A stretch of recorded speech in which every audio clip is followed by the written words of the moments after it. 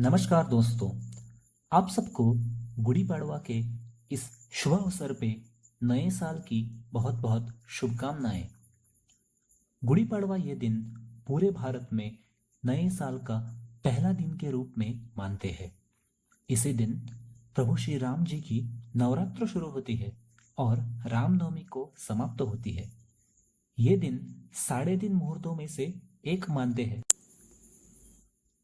पूरे भारत में गुड़ी पड़वा के दिन सुबह उठ के अभ्यंग स्नान करके सूर्योदय के पूर्व ही गुड़ी उभारी जाती है। घरों घरों के दरवाजों को आम के पेड़ की पत्तियों के बंधनवार से सजाया जाता है। सुखद जीवन की अभिलाषा के साथ साथ यह बंधनवार समृद्धि और अच्छी फसल के भी परिचायक है। घर घर में अनेक प्रकारों से गुड़ी लहराई जाती है। सबसे नीचे गुड़ी को किसी आसन पे रखते हैं। उसके ऊपर बांबू की लाठी खड़ी होती है। लाठी के ऊपर रेशमी कपड़ा, पुष्प का हार, नीम के पत्तों की माला और उसके ऊपर तांबे का कलश रखते हैं और आसन पे नारियल का फल भी रखते हैं। गुड़ी के नीचे रखा हुआ आसन स्थैर्य का प्रतीक है। बांबू की लाठी सामर्थ्य का प्रतीक है। रेशमी कपड़ा वैभव का प्रतीक है। पुष्प का हार मांगल्य का प्रतीक है। नीम के पत्ते आरोग्य का प्रतीक है। तांबे का कलश यशस्वी का प्रतीक है और नारियल सिद्धि का प्रतीक माना जाता है।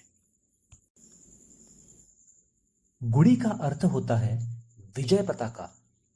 कहा जाता है कि शालिवाहन नामक एक कुम्हार के लड़के ने मिट्टी के सैनिकों का निर्माण किया और उन्हीं की एक सेना बनाकर उसमें पानी छिड़ककर उनमें प्राण फूंक दिए और उन्हीं की सहायता से शक्तिशाली शत्रुओं को पराजित किया।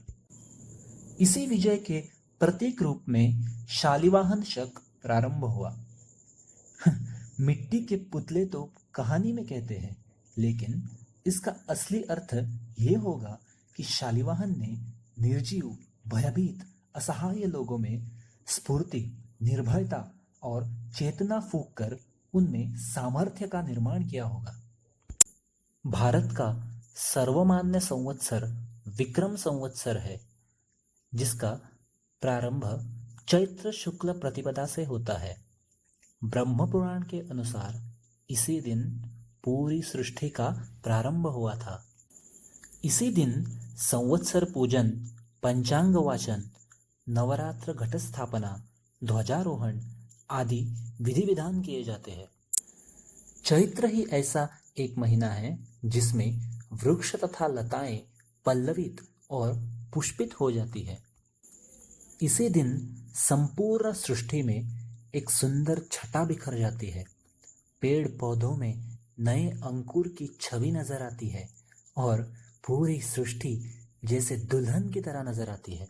लोगों का मानना है कि इसी दिन रामायण काल में प्रभु श्री राम जी का और महाभारत काल में ज्येष्ठ पांडव युधिष्ठिर जी का राज्यारोहण हुआ था। इतिहास ये कहता है कि इसी दिन मालवा नरेश विक्रमादित्य ने शकों को पराजित करके विक्रम संवत्सर का प्रवर्तन किया। दोस्तों, ये थी हमारी तरफ से आपके लिए गुड़ी पड़वा की जानकारी। ऐसी ही महत्वपूर्ण जानकारियां हम आपके लिए लाते रहेंगे। अब तक के लिए यहीं रुकते हैं। धन्यवाद।